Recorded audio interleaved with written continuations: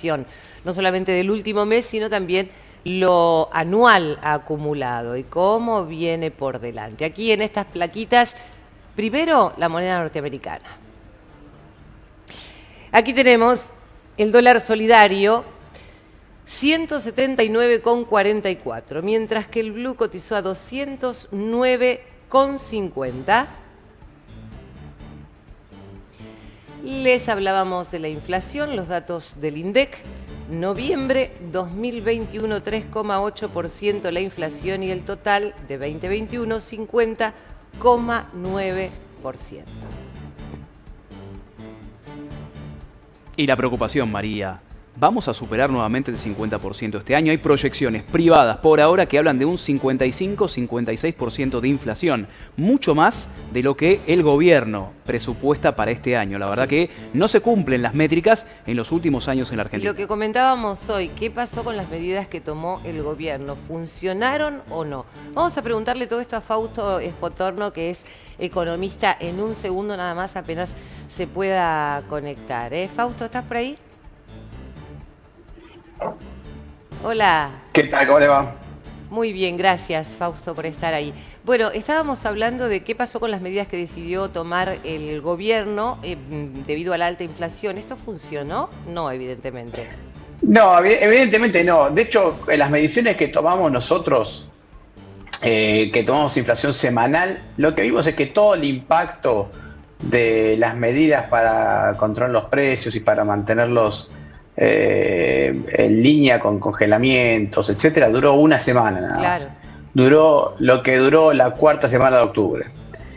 Ya después, el mes de noviembre, empezó a haber inflación de nuevo. Es verdad que la inflación de noviembre dio más baja de lo esperado, 2,5, pero tampoco fue por estas cuestiones, porque en realidad lo que sucede es que noviembre suele ser un mes de baja inflación y tuvimos pocos aumentos.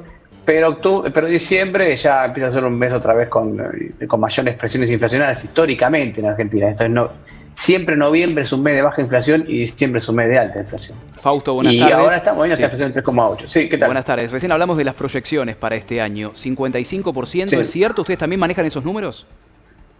Sí, estamos ahí. Estamos un poquito más arriba, incluso 55, ¿no? ¿60? Pero la razón es... 58 estamos. Mira, partimos por la mitad de la diferencia. No, a ver, ¿qué es lo que sucede? Sucede que si tuviste 51 prácticamente de inflación en el 2021, con congelamiento de tarifas, el dólar controlado, muy controlado el tipo de cambio, y congelamiento de muchos otros precios, ¿no? Y encima con congelamiento de precios, etcétera.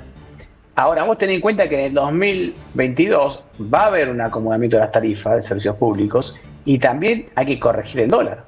Te voy a dar un dato para que se entienda esto. Si uno mira, por ejemplo, la UADE sacó hace poquito el índice de costo de la producción, ¿no? Que mide básicamente lo que es el índice de precios, pero de los costos de producción, ¿no? Y cuando uno mira los costos de la producción, lo que ve es que la inflación total fue más o menos similar a la del consumidor, pero cuando vemos el costo de producción en dólares, fue del 21%. O sea, si bien el costo de la producción en Argentina aumentó un 50,5%, casi 51%, como lo indica el IPC, en dólares subió 21%. Y eso no es por otra cosa que el hecho de haber mantenido el tipo de cambio oficial relativamente congelado justo para las elecciones. Entonces, ¿qué pasa? Ahora, en dólares, si vos sos un exportador, te cuesta exportar un 21% más. Entonces, eso te da una idea del atraso cambiario que se generó con estas políticas. Claro, ¿Qué sucederá en el 2022? Eso hay que corregirlo. Nuestra moneda, Fausto, cada vez más depreciada, pero vamos a la diaria. ¿Qué pasa con los sueldos, con las jubilaciones? Porque si esto sigue así, la gente va a tener cada vez menor posibilidad de consumo. A ver, eso está vinculado a otra cuestión que es el crecimiento económico, ¿no? Obviamente están atados de la mano. Si vos tenés un país inflacionario que hace que sea difícil producir, que no sabés si vas a ganar plata o vas a perder cuando invertís, bueno, por lo tanto vas a tener pocas inversiones. Sí, pocas inversiones, difícil, poco empleo, poco trabajo, sí, tal cual. Y entonces al tener poco crecimiento, cuando uno mira el crecimiento económico, por ejemplo, la diferencia entre sueldos Y inflación básicamente estás mirando a largo plazo, cuando miras una serie larga, no necesariamente todos los años, pero en general cuando ves, cuando el sueldo le gana a la inflación es porque hubo crecimiento económico, hubo demanda de trabajo. Y cuando pierde es porque hay caída en la actividad económica. Y te voy a decir una cosa más, si vos tomás del 2012 para acá, la economía no creció. Y por habitante, del 2012 para acá, el PBI cayó 12%, o sea, el PBI per cápita que le decimos, que es todo lo que se produce dividido en la cantidad de habitantes, cayó 12%. Eso significa que en promedio somos 12% más pobres. Aquello que está más cerca de la línea de pobreza, caen por debajo de la pobreza, por eso aumenta la pobreza, y aquellos que están más alejados también son más pobres. Entonces consumen menos, vemos que el sueldo no alcanza, que la jubilación no alcanza, incluso los empresarios son más pobres. Fíjate una cosa, el INDEC deja de medir, porque son sueldos demasiado altos, a aquellos que ganan más de $8.000 por mes. Que es su sueldo, o sea, son tan poquitos, dice el INDEC, son tan poquitos y es tan alto que no lo medimos, pero $8.000 no es un sueldo de rico, claro. No es un sueldo, en el mundo es un sueldo medio, digamos. Y este desajuste de la macroeconomía, Fausto, ¿puede complicar el gran plato fuerte de este año, que es la negociación con el Fondo Monetario Internacional? Bueno, es que está buena pregunta, porque en realidad tenemos que ir al acuerdo con el FMI porque tenemos un desajuste de la macroeconomía, si no, ¿para qué lo queremos al FMI? Sí, pero es el huevo o la gallina que viene primero, ¿no? Sí, exactamente. No, tenemos un gran desajuste de la macro muy grande, y no uno, varios en realidad. Tenemos desajuste en materia fiscal, desajuste en materia cambiaria, desajuste en materia monetaria, que es la inflación, desajuste en los precios, es relativo, que es esto de haber congelado tarifas, etcétera. Y encima tenemos que pagar deuda y no tenemos plata para pagarla ni al FMI, ni a los acreedores, ni nada. Y tampoco nadie te va a exigir que le pagues la deuda. En el mundo de los países en general no se le exige que le paguen la deuda. Lo que se exigen es que tenga capacidad por lo menos de pagar los intereses. Claro. Y eso tampoco lo tenemos. Entonces tenemos que sentarnos con el FMI para reestructurar la deuda con el FMI.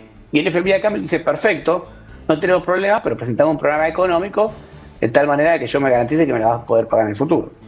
Fausto, te vamos a llamar a menudo. Entre el calor y estas noticias, te digo, por supuesto vos no tenés la culpa, es la realidad. A pesar que los funcionarios dicen que la economía está creciendo, vos diste un panorama muy distinto, ¿no? No tenemos un futuro muy esperanzador.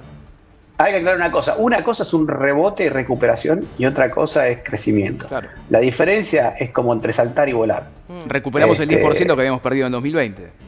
Sí, y te digo, todavía capacidad de recuperar más porque desde el 2017 que fue el pico de actividad económica, ¿no? Pero eso no es crecimiento. El crecimiento es el día que superemos esos picos, ¿no? Es el día que el PIB y que per no cápita tengamos aumente, cada no vez caiga. más pobres, porque vamos a decirle a esa gente, ¿no? Claro. Vamos a explicarle a esa gente lo que significa el crecimiento. Dice, me estás diciendo que el país está creciendo y yo apenas tengo para comer a diario, ¿no? Hay chicos que no comen en nuestro país. Crecimiento económico significa inversiones, productividad, baja de pobreza, aumento de salario, eso es crecimiento económico. Si eso no se da, no estás hablando de crecimiento económico. Bueno, te vamos a llamar otro día para que nos digas quién tiene que hacer el sacrificio y quién tiene que hacer el ajuste y si se está haciendo, Fausto. Muy bien, cuando quieran. Muchas gracias.